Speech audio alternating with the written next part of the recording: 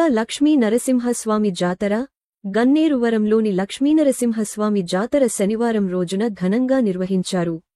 ఆనవాయితీ ప్రకారం ఆలయం చుట్టూ ఎడ్ల బండ్లు, ట్రాక్టర్లు, ఆటో, టూవీలర్లను తీంపారు. పెద్ద సంఖ్యలో తరలివచ్చిన భక్తులు లక్ష్మీ నరసింహస్వామిని దర్శించుకోవడం కోసం క్యూలో నిలబడ్డారు. భక్తులకు అన్ని సౌకర్యాలు కల్పించినట్లు ఆలయ కమిటీ సభ్యులు తెలిపారు.